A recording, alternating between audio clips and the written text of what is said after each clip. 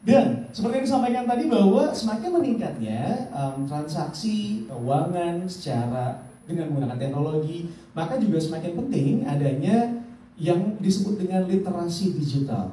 So, ini akan menjadi pembahasan kita hari ini, di mana hari ini kita akan ngobrol-ngobrol bersama dua orang narasumber kita yang sangat luar biasa. Untuk itu saya akan mengundang langsung untuk hadir bersama saya di atas panggung. Yang pertama, Mas Budi Ganda Subrata selaku Group Head Compliance Gotoh Financial.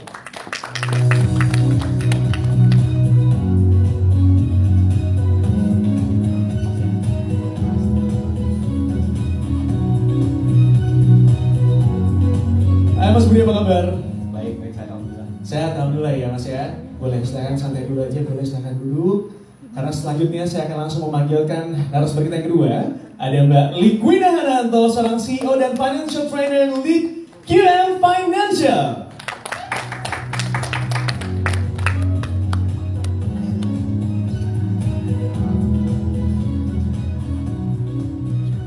Ini mungkin saya bisa bilang Mbak Liquina ini adalah seorang CEO dan Financial Trainer by day dan stand up comedian by night ya? Enggak ya? Belum berubah ya? Statusnya masih? Oke, masih. Sudah bergabung sama kita di sini kedua narasumber yang akan ngobrol-ngobrol, dan rekan-rekan media juga kami persilahkan nanti untuk memberikan pertanyaannya. Sekarang disiapin dulu aja pertanyaannya, tapi mungkin saya mau membahas sedikit mengenai saat ini memang bertepatan sekali dengan bulan inklusi keuangan. Finansiap 2020 ini hadir sebagai sinergi Gotoh Financial bersama OJK yang bersama-sama sebagai bagian dari ekosistem keuangan digital menjawab tantangan literasi keuangan yang rendah di tengah masyarakat yang saat ini semakin terdigitalisasi. Ditambah lagi dengan kondisi ekonomi makro dalam negeri yang kian dinamis, menuntut kita semuanya sebagai masyarakat untuk memiliki pemahaman yang baik tentang pengelolaan keuangan. Itu kenapa kita semuanya hadir di sini, dan mudah-mudahan rekan-rekan media juga bisa menginformasikan kepada masyarakat di luar sana. Karena kolaborasi ini sendiri menjadi wujud dukungan berkelanjutan Gotoh Financial terhadap misi Otoritas Jasa Keuangan atau biasa kita kenal dengan OJK dalam meningkatkan indeks literasi dan inklusi keuangan nasional guna terciptanya kesejahteraan keuangan yang berkelanjutan. Nah, seperti apa kemudian materi edukasi finansial yang akan dihadirkan pada Finansiap di tahun ini?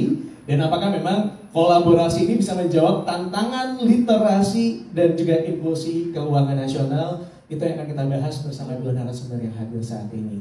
Oke, saya mungkin mau nanya pertama ke Mas Budi. Yang berat-berat kembali Bina nanti aja ya. Oke. Sebelumnya saya mau ucapin terima kasih Mas Budi terlebih dahulu. Mas Budi, ini pengalaman pribadi saya. Jadi saya alhamdulillah udah bawain Finansiap dari tahun lalu gitu ya. Sama-sama. Terima kasih dari saya dulu Mas. Ya. Karena gara-gara Finansiap saya akhirnya jadi berinvestasi. Jadi ini bukti nyatanya, nggak usah nyari di luar sana, di depan sini adalah orang yang akhirnya berinvestasi gara-gara bawain Finansiap. Dan akhirnya sampai detik ini masih banyak yang suka nge-DM ke saya buat ngomongin tentang masalah keuangan.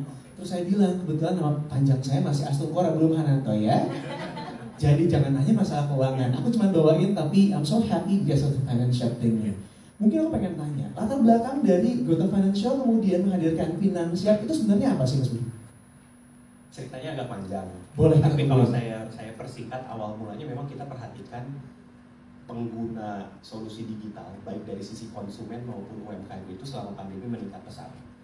Contohnya, misalnya laporan Bain Temasek Google di tahun 2021 itu bilang bahwa pengguna solusi digital untuk pertama kali di Indonesia itu mencapai 21 juta. Oke. Kalau dari sisi konsumen UMKM hari ini merchant GoFood kita tuh ada sekitar 1,4 juta. Wow. Dan angkanya itu memang meningkat pesat selama pandemi. Artinya ini kan banyak sekali pengguna-pengguna baru yang memang baru pertama kali menggunakan solusi digital ini, dan tentunya nggak hanya dari sisi faktor convenience saja, mereka juga perlu diberitahu, diinformasikan apakah perlu waspada dan juga manfaat dan juga mungkin resiko-resikonya itu seperti apa aja. Nah sekarang cerita panjangnya, kalau misalnya kita lihat dari sisi data juga ya, tadi kan ngomongin mengenai masalah investasi, kita juga lihat data di KSEI, Custodian Central Effect Indonesia. Itu, saya sambil lihat contekan saya ya, ini saya ada datanya. Jadi waktu tahun Desember 2020 itu pemegang akun itu tuh kurang lebih angkanya ada 3,8 juta di tahun 2020. Di tahun 2020. Oke. Februari 2021 angkanya meningkat pesat jadi 8,1 juta. Hampir 3 kali lipat berarti ya? Betul. Dan itu menunjukkan bahwa memang banyak sekali pengguna-pengguna baru khususnya di investasi. Jadi sekarang kan sudah banyak tuh solusi digital untuk berinvestasi. Salah satunya di platform kita ada Go Investasi juga kan. Nah dengan banyak pengguna ini mau nggak mau kita juga harus terus memberikan edukasi bahwa kalau investasi itu ada returnnya tapi ada juga resikonya gitu. Jadi bagaimana mereka bisa dengan cermat mampu merencanakan kira-kira pertumbuhan mereka dari sisi finansial itu apa, bagaimana caranya menjadi financial independent. Dan ini salah satu modul-modul yang kita lakukan juga. Dan juga ini yang paling menarik, dari angka 8,1 juta tadi 58% itu usianya di bawah 30 tahun. Masa? Jadi memang dari sisi demografi kita juga melihat bahwa pengguna ini memang rata-rata pengguna-pengguna yang memang melek teknologi. Mereka juga menggunakan HP kan, salah satu interaksi utama terhadap platform-platformnya juga menggunakan smartphone. Tentunya edukasi ini jadi penting. Jadi mau nggak mau kita juga harus terus rajin-rajin memberitahu edukasi mengenai ini solusinya seperti apa sih, resikonya apa. Tadi kan Mbak Sekar udah bilang kalau pakai platform atau misal solusi keuangan itu 2L, legal dan logis. Legal, cari solusi-solusi yang memang berizin, terdaftar, diawasi oleh regulator. Logis, kalau misalnya orang kalian investasi besok dapat return 300%, itu nggak logis. Jadi makanya itu juga ada prinsip kewaspadaan dan kehati-hatian.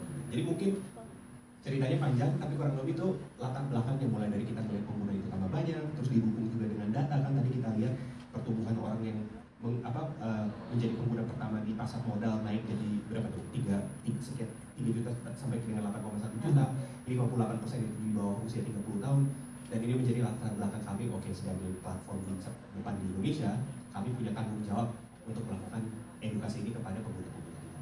Nggak cuma pengguna, tapi juga mitra-mitra UMKM gitu. Oh, oke. Jadi semuanya sebenarnya dirangkul di sini ya. Betul. Oke. Tapi ini menarik banget kalau disampaikan tadi sama Mas Budi gitu ya, bahwa kita tahu bahwa makin kesini memang transaksi dengan digital teknologi itu semakin penting sekali. Nah, mungkin aku mau nanya kembali Gwina. Balik Gwina sebenarnya diperlukan oleh masyarakat saat ini itu seperti apa sih? Karena kan penggunaan teknologi semakin meningkat, keuangan di situ juga ada gitu ya. Apa yang dibutuhkan oleh masyarakat sebenarnya Mbak Gwina?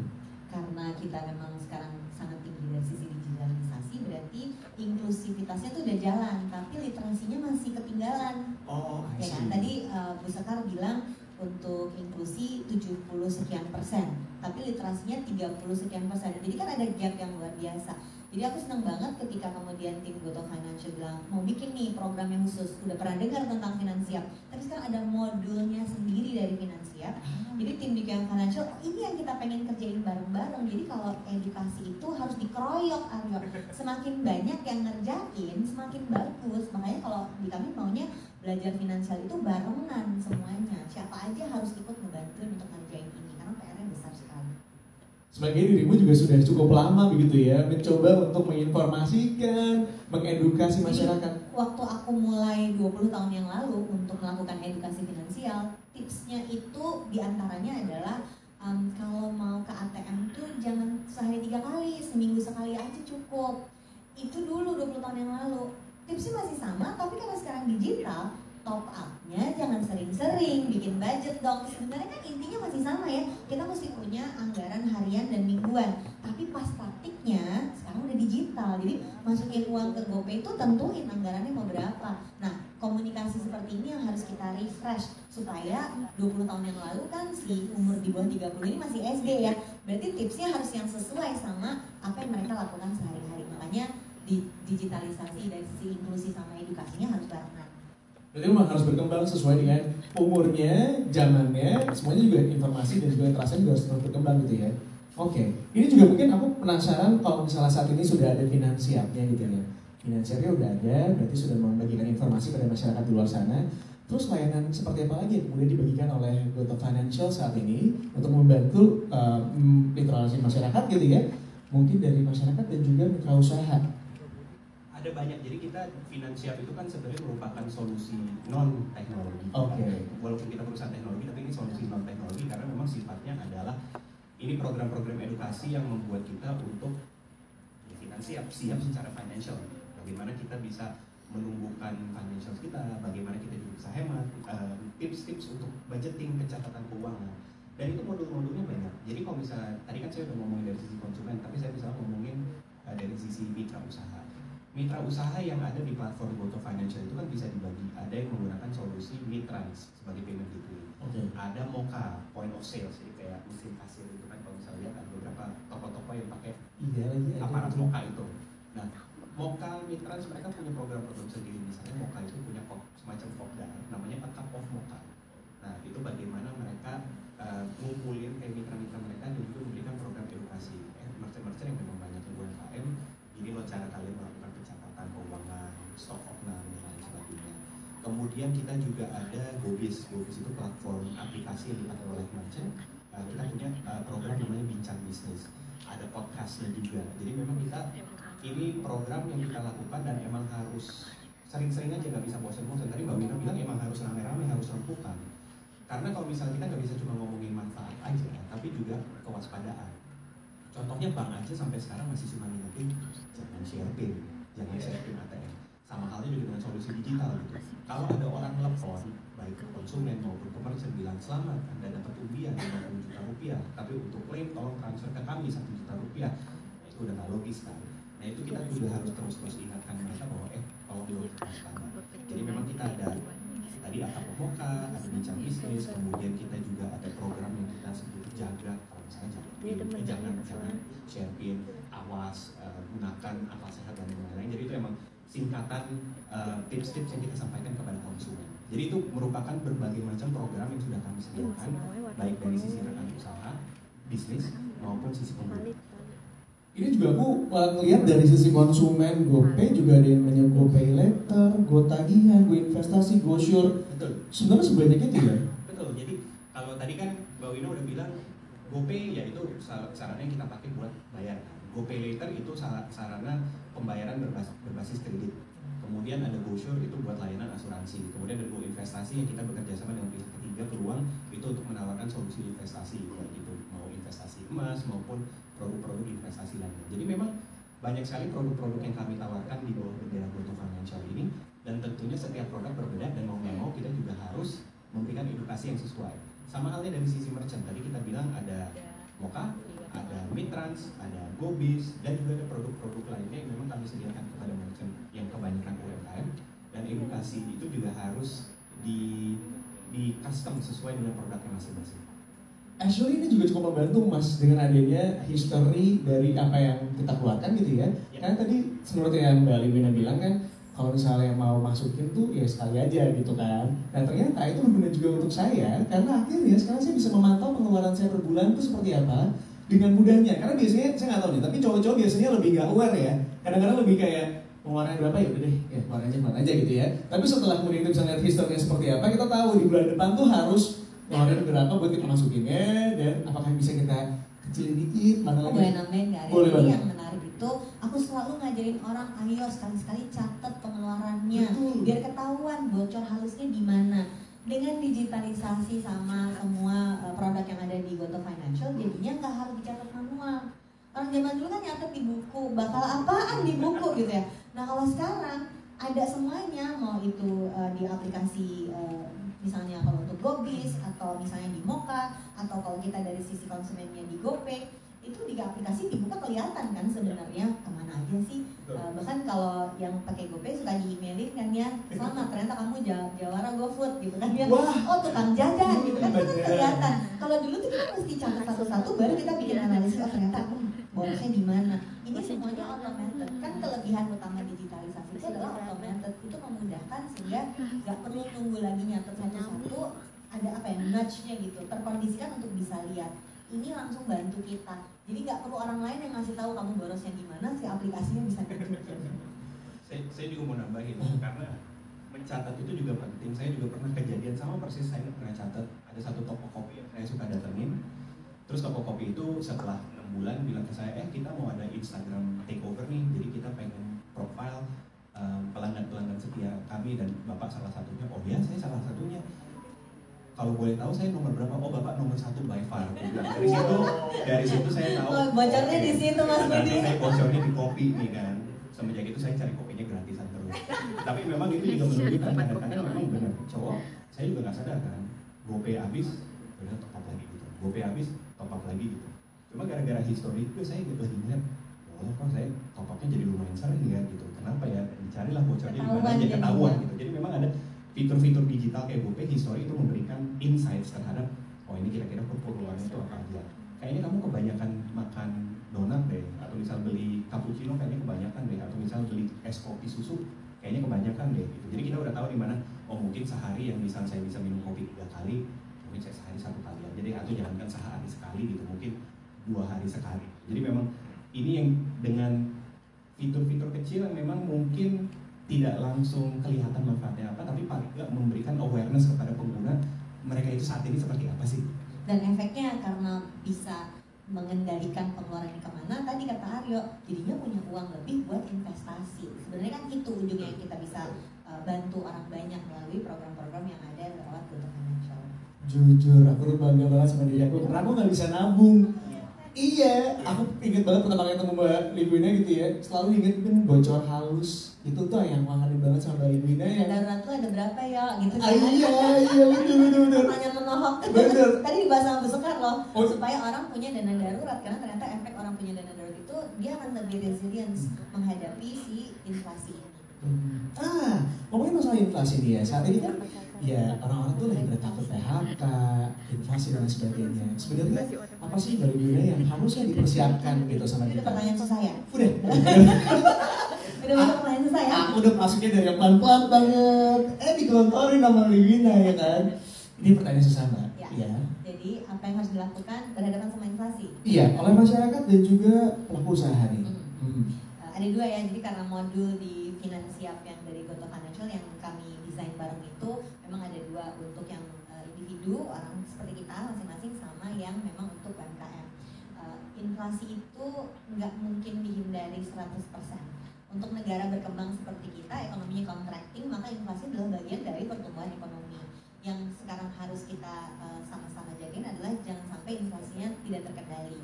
Nah, dengan subsidi BBM terus-menerus dikurangi, mau tidak mau kan berarti akan terjadi inflasi. Kalau kita ngeliatnya 2-3 tahun ke belakang, sebetulnya secara historis inflasi kita itu lagi serendah-rendahnya loh, sebetulnya sangat terkendali loh sebetulnya. Tapi dengan BBM-nya subsidi dicabut, harganya naik, maka mungkin directly nggak kena pun, tapi harga bahan pokoknya akan ikut naik, makanya terjadi inflasi. Yang harus kita lakukan apa? Kalau dari sisi public policy-nya kan kita nggak bisa mengendalikan ya, karena kita orang biasa gitu, kita tidak duduk di pemerintahan. Maka yang bisa kita kendalikan cuman kita hidupnya tuh pergi kemana aja, ngapain aja. Makanya tadi pembahasan tentang daily tracking, ngecek pengeluaran kemana aja, itu akan sangat berpengaruh. Pos pengeluaran kita itu kalau dibikin, biar gampang rumusnya ada rumus 1, 2, 3, 4. Jadi ada 4 pos pengeluaran, 5 sama berbagi atau charity.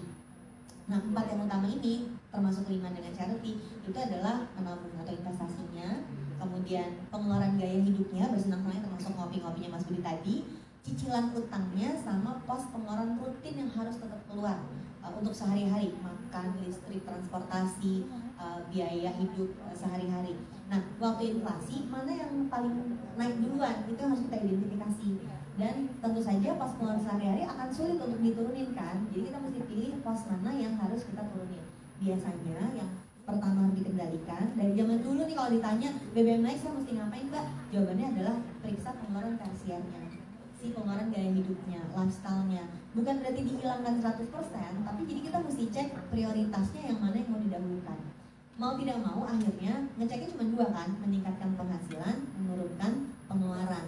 Kalau untuk yang individu berarti ukurnya kayak gitu. Yang UMKM nih yang pasti harus kita bantu, karena pada saat harga bahan pokok naik, ini efeknya ke ongkos produksi mereka, kayak istilahnya COGS atau HPP-nya.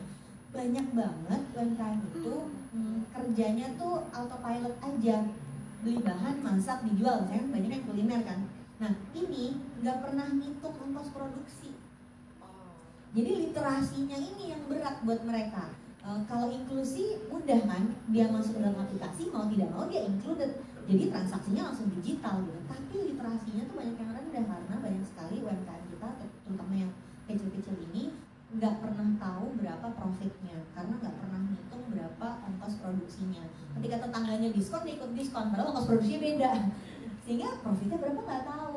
Kalau terjual berapa dia tahu, ya kan? Karena dia tahu dia jual berapa dengan harga berapa. Tapi profit atau enggak, tanda tanya besar. Aku pernah roadshow 17 kota ketemu, di setiap kota 100 UMKM, berarti 1.700 UMKM yang aku ketemu. Aku tanya siapa yang punya laporan keuangan, gak banyak yang bisa jawab. Jadi isunya untuk bisa mempertahankan diri dengan naik turunnya ekonomi dunia dengan sekarang kondisinya kan sekarang banyak uncertainty ya, si UMKM ini harus naik kelas. Dan salah satu cara untuk naik kelas adalah jangan cuma dagang. Kalau dagang tuh ya tahu penjualan tapi nggak tahu profit. Harus naik kelas menjadi bisnis yang punya laporan keuangan. Untuk bisa tahu laporan keuangan ini, paling nggak dia bisa monitor dulu uang masuknya. Di antaranya dengan digitalisasi itu nggak cuma dia bisa jualan digital, tapi dia bisa buka aplikasi dan lihat, oh ternyata ongkosnya apa aja. Berarti ini pernyataan yang bagi Ibu tadi masih banyak teman-teman UMKM yang masih belum tahu gimana cara ngurus-ngurusin di belakang layarnya ibaratnya gitu. Biasanya ya? tahu produksi sama jualan. Ya punya bisnis itu tahu produksi, tahu jualan, tahu keuangannya enggak. Ini belakangan biasanya. Dan iya dong, misalnya apa? Dia ngerti masaknya, dia tahu rasa harus gimana. Otak finance kan beda lagi ya. Dan aku juga percaya otak finance sama otak kreatif jangan disatuin. Makanya kalau stand up comedy malam aja jangan siang. Otakku gak nyambung kalau siang aku harus yang kayak gini gitu. Tapi artinya mesti ngajak orang yang bisa ngerjain, dan banyak kan nggak punya budgetnya untuk punya accounting sendiri kan. Itulah kenapa sih produk digital ini dari Goto Financial bantu dia tanpa dia harus hire orang dulu. Aplikasi Moka langsung kelihatan penjualannya berapa, dari Gobis langsung kelihatan kan. Ini akan sangat membantu. Jadi inklusi penting, literasinya ikut yuk gitu. Jadi udah masuk di aplikasi tapi dia nggak tahu cara bacanya. Nah, jadi aku senang edukasi tuh biasanya mentok di praktiknya gimana Win gitu kan. Modul yang kita siapkan ini jadinya nggak cuma teori aja, nih loh contoh di aplikasi bisa kelihatan. Jadi dia benar-benar langsung, oh ketahuan sekarang berapa profitnya, penjualan harus di berapa. Berarti nanti di kelasnya finansial bersama Mbak Guna akan dibahas juga? Iya. Jadi ada dua yang terutama yang untuk UMKM itu benar-benar praktik sampai ke yang sebenarnya kan kalau belajar laporan keuangan 2 semester ya kan nggak mungkin detail banget.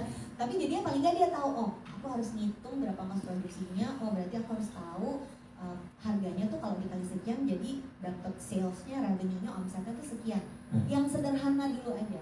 Intinya kalau belajar kan selalu harus praktikal, financial praktikal. Benar, aku jadi gak sabar sama kelasnya nanti ya. Mungkin sebelum kita bahas tentang kelasnya, aku mau bahas mungkin terakhir nih pertanyaan. Untuk rekan media mau bertanya kami persilakan, nanti akan ada sesinya gitu ya. Tapi ini pertanyaan terakhir Mas Budi. Mas, kalau misalnya boleh tahu, ini kan mendengar sabar mau kelasnya Mbak Gunda gitu ya. Apa aja sih agenda finansial di bulan inklusi keuangan kita kali ini? Ada banyak, kalau misalnya kita ada screen-nya. Ada Indonesia. Nah, ini rangkaian kegiatan finansial yang akan kita lakukan di bulan Oktober. Jadi tanggal 12 Oktober kelas finansial bisnis Akapomoka yang tadi saya ceritakan. Kemudian kita juga ada kelas finansial Tools to Campus itu di UI, ITS dan juga IPB. Kemudian ada kelas finansial manajemen keuangan keluarga itu tanggal 13 Oktober. Nanti lokasinya juga bisa kasih tahu di situ. Dan yang terakhir itu ada kelas finansial bisnis, bincang bisnis itu tadi yang Mbak Wina ceritakan. Karena kita bisa bantu UMKM kita untuk naik kelas. Dan benar yang penting itu kita nggak mau ngajarin UMKM untuk punya sarjana bisnis atau ekonomi, enggak ya. Maksudnya nggak sampai ke situ. Tapi paling nggak ini udah cukup menjadi trigger awal supaya mereka itu aware. Yang penting kan awareness dulu kan. Begitu mereka tahu, oh ternyata sih profitnya segini gitu. Nah, berarti pola berpikirnya tuh udah mulai bisa kita ubah dan mereka juga bisa naik kelas insya Allah dengan sendirinya. Dan itu yang jadinya bisa ngelawan ombaknya nih. Kalau ada inflasi, kalau ada resesi global, harusnya Indonesia tuh kan nggak resesi karena kita produksinya masih banyak gitu. GDP-nya tuh bertumbuhnya masih positif. Tapi kan kemungkinan perlambatannya besar gitu. Jadi ya berarti ya harus kapal-kapal kecil UMKM yang banyak ini harus dikuatkan karena memang pertumbuhan ekonomi kita itu backbone-nya ada di UMKM. Dan mungkin terakhir di kelas-kelas ini peribahasa ataupun apapun yang diajari sama orang tua kita zaman dulu itu semua ada.